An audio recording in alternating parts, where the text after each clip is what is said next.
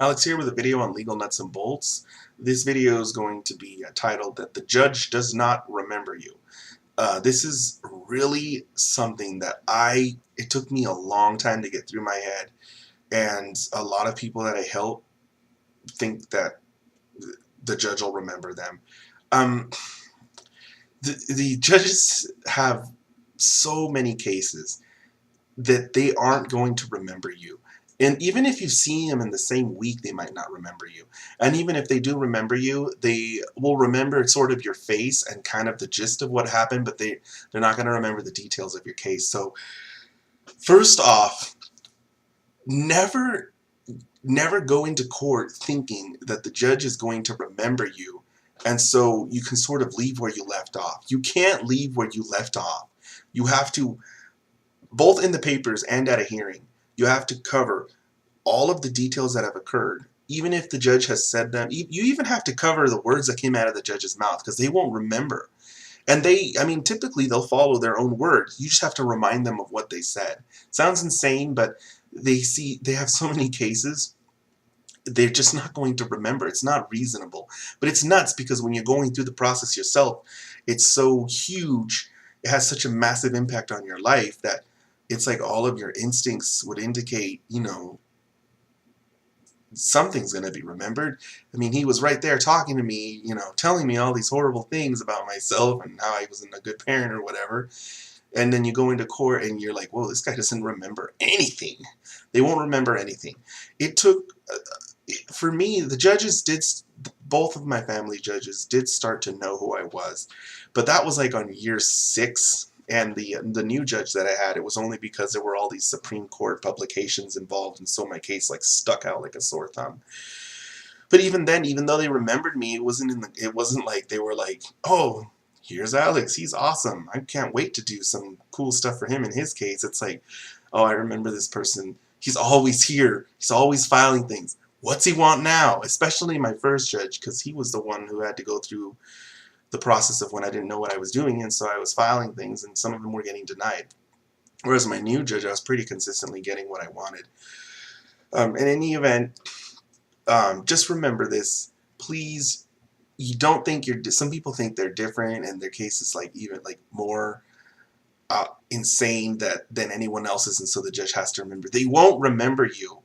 So when you do your papers, I've said this before, I'm going to say it again.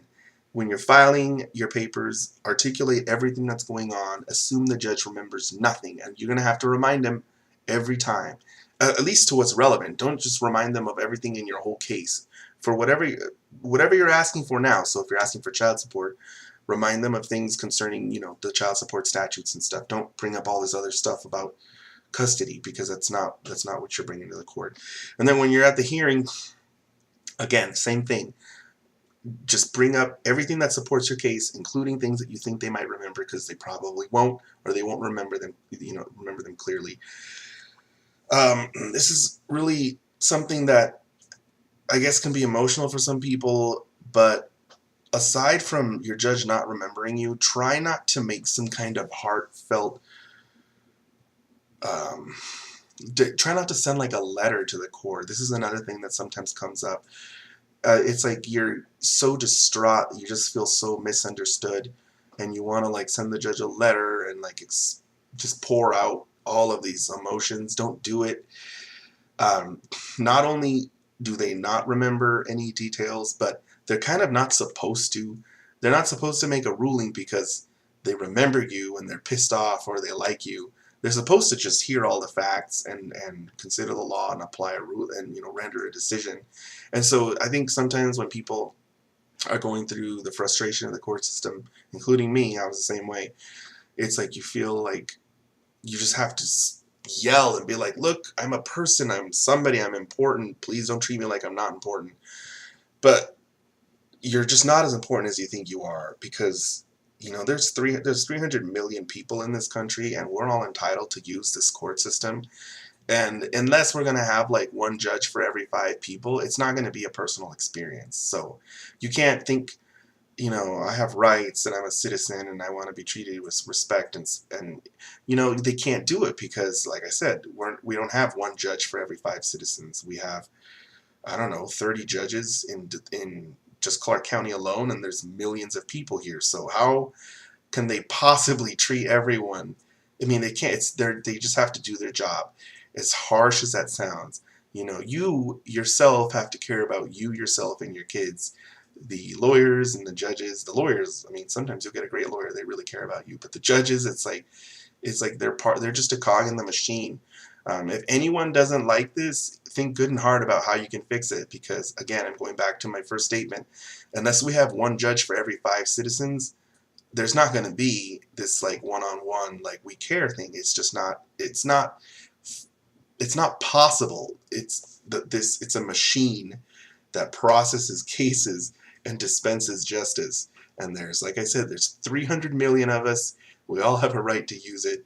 And there's not that many judges who can sit down and explain it to all 300 million of us. In fact, there's so few, and the system is so scary that tons and tons of people don't even bother ever going to court, no matter what. So of all the people who do go, it's still too many. So I'll just do a really quick recap. The judge just doesn't remember you. Don't think that he does. He just doesn't. Unless you're going on year 5, 6, 7, or 8. And even if the judge does remember you, they're not going to think of you highly. I mean, this is a child custody case, so they're not. They might. Your best case scenario is that they have respect for you, but they're not going to be like, "Oh man, you're awesome. Good to see you again." You know. And if they do, it's like kind of a canned greeting.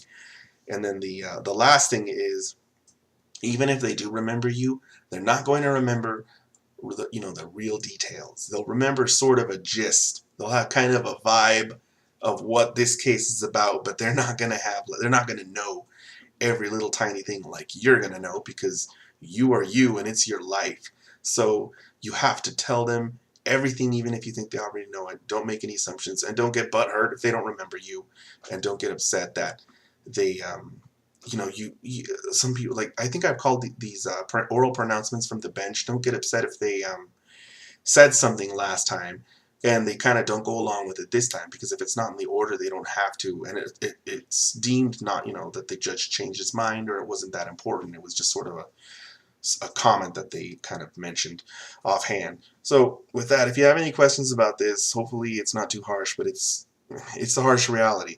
And I mean, I navigated it, I went through it, so it's just hopefully that this is an encouragement for people to grab their case with both hands and work on it, instead of thinking, have a buddy in there who remembers every detail, or remembers me, or they were mad at my ex, now they're going to be real mad this time I'm back. They're not going to remember. They're not. So just remind them in detail, and keep that in mind. Don't assume anything, because this is just the way the system is. So hopefully, I mean, I have a bad feeling this video is going to come out very negative. Really, all I want to do is just shift your mindset, take you away from this thought process, and move you in this direction. And it'll be helpful. That's what I hope it is. I hope it's helpful. I hope it's not something where people go, "See, Alex says they don't give a shit about us." Pardon my French. He says they don't care about us. I was right all along. That's not what I'm about here. Hopefully this helps you solve some problems in your case and gets you thinking less like a amateur and more like a lawyer, because that's kind of what you're doing if you're representing yourself. So with that, I'll go ahead and end this video. If you have any comments, just mention it down below. Thanks.